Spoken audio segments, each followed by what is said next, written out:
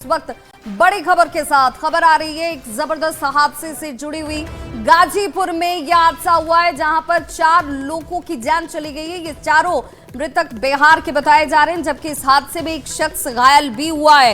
Varanasi Gorakhpur highway के बिरनो थाने के पास ये हादसा हुआ, जहां पर 4 लोगों की दर्दनाक मौत हो गई है। गाजीपुर में ये भीषण हादसे की तस्वीरें इस वक्त आपके टीवी स्क्रीन पर हैं, जहां तेज रफ्तार कार खड़े ट्रेलर से जाकर टकरा जाती है और इसी हादसे में 4 लोगों की मौत और एक युवक घायल बताया जा रहा है। मृतकों में 2 महिलाएं और 2 पुरुष शामिल हैं। सभी लोग अररिया जिले के रहने वाले बताए गए हैं और ये लोग प्रयागराज से महाकुंभ में स्नान कर वापस लौट रहे थे जिस वक्त ये हादसा होता है।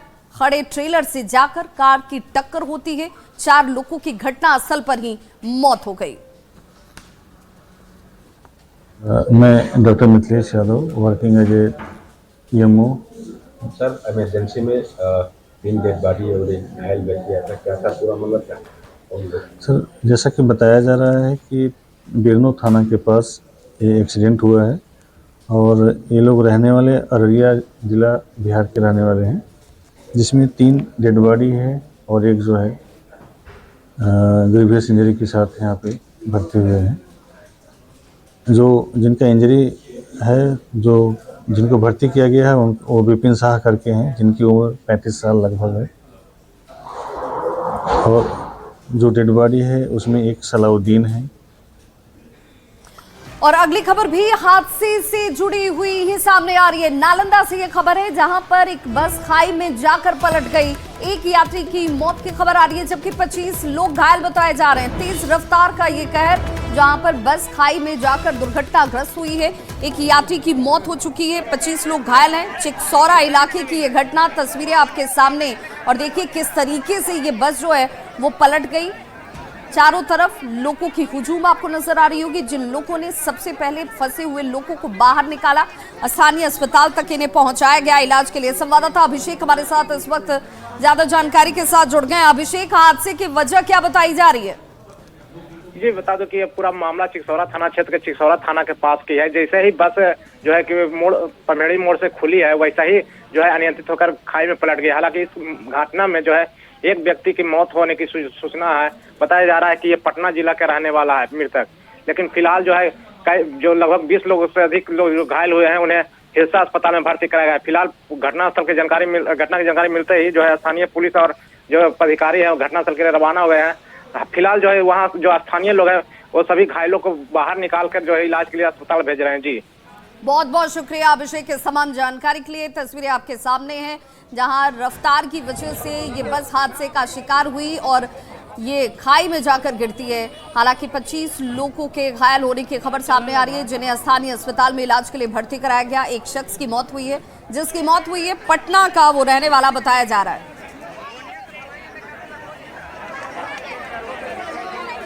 और इस वक्त पटना के विक्रम से एक बड़ी खबर आ रही है, जहां पर ट्रक ने बाइक सवार छात्रों को ही रौंद दिया। ये सभी छात्र मैट्रिक की परीक्षा देने जा रहे थे, जिस दौरान यह हादसा हुआ है।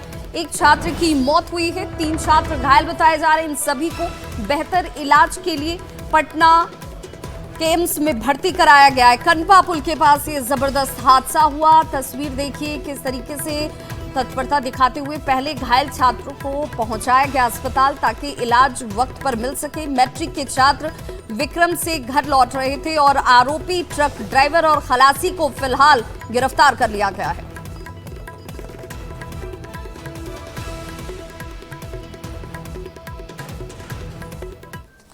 अगली खबर भी हादसे से जुड़ी हुई ही सामने आ रही है। आरा से ये खबर है, जहां पर 6 लोगों की मौत हो गई है। इस मौत की घटना के बाद से इलाके में सनसनी मच गई। आरा से ये बड़ी खबर, जहां पर हादसे के बाद एक बार फिर से परिवार के बीच चीख और पुकार मच गई है। भीषण दुर्घटना, 6 लोगों की मौत से जुड़ी ये खबर। महाकुंभ से स्नान कर लौट रहे थे सभी लोग। बताया जा रहा है कि आरा में जगदीश के इसाढ़ी के पास कार और ट्रक की जोरदार टक्कर होती है। खड़े इस ट्रेलर में पीछे से आकर कार ने टक्कर मारी और कार सवार 6 लोगों की घटनास्थल पर ही मौत हो गई। सभी लोग पटना के रहने वाले बताए जा रहे हैं। पटना में मछली गली जक्कनपुर के रहने वाले ये सभी हैं। टक्कर इतनी जबरदस्त थी कि कार में सवार सभी की जान चली गई है। और कार के देखिए किस तरीके से परखच्चे उड़ गए। 20 फीट दूर जाकर कार का पहिया गिरा हुआ मिला। परिवार के लोग 2 कार से सवार होकर प्रयागराज महाकुंभ में स्नान कर वापस लौट रहे थे, जिस दौरान यह हादसा हुआ है। ये लोग होटल के माध्यम से वहाँ सूचना मिलती है तुरंत हम लोग स्पॉट पर पहुँचे और वहाँ आनंद फानंद थाना पर भारी को बोले, एसडीओ को बोले, तुरंत प्रशासन के बहुत मदद से हम लोग वहाँ से सदर अस्पताल लाए। कंटेनर खड़ी गाड़ी में नींद लग गया होगा, उसी में कंटेनर में डूब गया है। दो गाड़ी से लोगों फिर दोनों परिवार, एक गाड़ी आगे निकल गया, पीछे से लग गया है। अच्छा, तो कितने लोगों की मौत हुई है? 6 लोगों की मौत हो गई है। कितने लोग थे कार में? 6 लोग थे। एक ही परिवार के? हाँ। कब उधर से लौट रहे थे? और लौट रहे थे, स्नान करके लौट रहे थे। कल ही पटना से गई थी? पटना में कहाँ के रहने वाली है? पटना में रामकृष्ण नगर, जक्कनपुर की सब है। अगली खबर शेखपुरा से, जहां के टाउन हाई स्कूल में आग लगने की घटना के सामने आने के बाद अब कई तरह के सवाल खड़े हो गए। सवाल ये कि क्या सचमुच शॉर्ट सर्किट से आग लगी या इसके पीछे कोई साजिश है। जांच एक तरफ हो रही है, दूसरी तरफ मैट्रिक की परीक्षा की कॉपियां यहां रखी गई थी, ये पूरी तरह से जलकर खाक हो चुकी हैं। ओएमआर शीट जलकर खत्म हो चुकी है। सूचना मिलने के बाद जिला शिक्षा पदाधिकारी हालांकि स्कूल जरूर पहुंचे। तस्वीरें देखिए, ये वो ऑफिस जिस कार्यालय में इन कॉपियों को रखा गया था, ओएमआर शीट को रखा गया था, वो पूरी तरह से जलकर खत्म हो चुके हैं। जिला शिक्षा पदाधिकारी ने कहा कि एफआईआर दर्ज कराई गई है। इसी जांच लेकर बीएसईबी को भी इसकी जानकारी दी गई है। हीट के कारण आग लगा हुआ था। मैंने उनसे पूछा कि भाई आपको तो रात में लाइट को ऑफ कर देनी चाहिए, उन्होंने नहीं किया और कहा कि सर हमसे गलती हो गई। वैसी परिस्थिति में सारे उत्तर पुस्तिका, ओएमआर शीट और परीक्षा से संबंधित AB एवं एब्सेंटी का जो प्रपत्र होता है वो भी समाप्त हो चुका था, जल चुका था। 13 सेंटर से मैंने कलेक्ट कराया और कलेक्ट करा करके दोनों परीक्षा को ससमय सुचारू रूप से कदाचार मुक्त और शांतिपूर्ण ढंग से मैंने संचालित करा दिया। और आग बुझाने का जो कार्य था उसको भी मैंने करवाया। मिशन थाना में एफआईआर दर्ज हो चुका है, उसके प्रतिलिपि को लगा करके हम लोगों ने बिहार विद्यालय परीक्षा समिति को लिख दिए हैं। खबर सासाराम से, जहां छात्रों के 2 गुटों के बीच जबरदस्त फायरिंग हुई, जिसमें एक छात्र की मौत हो चुकी है। बताया जा रहा है कि परीक्षा में नकल करने को लेकर के ये विवाद शुरू हुआ था और इसी दौरान छात्रों के 2 गुटों के बीच जमकर फायरिंग हुई। गोली लगने से एक छात्र की मौत हो चुकी है। संजीत कुमार नाम का एक छात्र घायल बताया जा रहा है। मैट्रिक परीक्षा में नकल को लेकर विवाद खड़ा हुआ और ये गोलीबारी में तब्दील हो जाता है। धौड़ाड़ के ताराचंडी के पास की ये घटना है और फिलहाल पुलिस अपनी तहकीकात में जुटी है। गोली लगने से 16 साल के अमित कुमार नाम के एक छात्र की मौत हुई है, जबकि संजीत कुमार नाम का एक छात्र घायल है, जिसका इलाज इस वक्त चल रहा है। पुलिस ने एक नाबालिग को इस दौरान पकड़ा भी है। कहा जा रहा है कि परीक्षा केंद्र में उत्तर पुस्तिका को देखकर नकल करने की वजह से विवाद खड़ा हुआ। मृत छात्र अमित कुमार देहरी के शंभू बेघा के निवासी मनोज यादव का पुत्र था। फायरिंग करने वाले सभी छात्र इसी हाई स्कूल डेरी में पढ़ने का काम करते थे। ताराचंडी से आया था और उसको प्राथमिक उपचार के बाद जो है हायर सेंटर भेज दिया गया है। गोली कहाँ लगी थी सर? जी बैक में लगा था, स्पाइन में, लगभग रिब्स होगा 11 रिब्स के पास था उसका, और एक्सरे कराया गया। अभी ब्लड जो है अंदर में ही है। अभी बाहर इलाज चला गया? जी हाँ, हायर सेंटर उसको भेज दिया गया। और संवाददाता अजीत हमारे साथ इस वक्त ज्यादा जानकारी के साथ फोन लाइन पर सासाराम से जुड़ गए। अजीत, फायरिंग करने वाले लोग जो हैं, क्या उनकी गिरफ्तारी हो पाई है? ये वजह साफ हो पाई कि सचमुच वजह क्या थी जो फायरिंग की गई? छात्रों के पास कहां से हथियार पहुंचे? चूंकि इस मामले में एक नाबालिग को पुलिस ने पकड़ा है और उसके पास से हथियार भी बरामद किया है, लेकिन अभी भी स्थिति तनावपूर्ण है। आक्रोशित जो लोग हैं, जब लड़के का, जब अमित का शव उसके गांव शंभू बिघा पहुंचा है तो लोग आक्रोशित हो गए हैं और डेहरी के मुफस्सिल थाना इलाके में जो राष्ट्रीय राजमार्ग है, उस राष्ट्रीय राजमार्ग को जाम कर दिया है, सड़क पर आगजनी की है और लोग जो है इस घटना से आक्रोशित है। डेहरी के एएसपी कोटा किरण कुमार मौके पर पहुंचे हैं और लोगों को समझाने बुझाने का प्रयास कर रहे हैं। जिस प्रकार छात्रों में नकल करने के विवाद को लेकर फायरिंग हुई और इसमें 2 छात्रों की गोली लगी, जिसमें एक छात्र की मौत हो गई। यह गंभीर मसला है।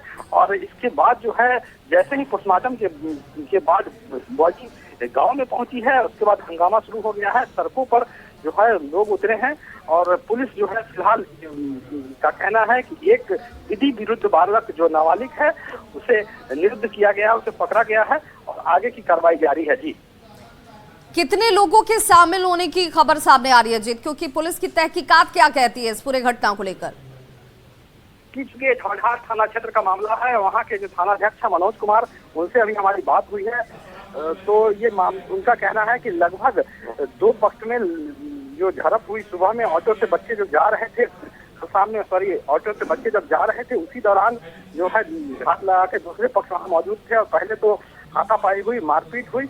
इस दौरान लगभग 8 से 10 लड़के वहाँ पर थे और कुछ उनके बताए जाते हैं कि उनके जान पहचान के लोग भी थे। उन लोगों में पहले मारपीट हुई और बड़ी बात है कि इस दौरान लेकिन सवाल ये कि हथियारों के साथ लोग यहाँ पर घात लगाकर इंतजार कर रहे थे, यानी सोच समझकर घटना को अंजाम दिया गया। कि संत अन्ना स्कूल में सेंटर है मैट्रिकुलेशन का और मैट्रिक के सेंटर के परीक्षा केंद्र के अंदर ये विवाद उत्पन्न हुआ। पहले तो बताया जाता है कि उत्तर पुस्तिका जो है वो बगल के छात्र जो बैठे हुए थे वो चाह रहे थे कि दूसरे के छात्र के उत्तर पुस्तिका से उसका प्रश्न का कुछ नकल कर ले, उत्तर का नकल कर ले। इसी तरीके से जब मना किया गया तो 2 छात्रों में परीक्षा कक्ष के अंदर का विवाद जो है वो बाहर आया है। विरोध की तस्वीरें भी अजीत हम अपने दर्शकों को दिखा रहे हैं कि कैसे लोग आक्रोशित होकर सड़कों पर जाम लगाए हुए हैं, नाराजगी जाहिर की जा रही है।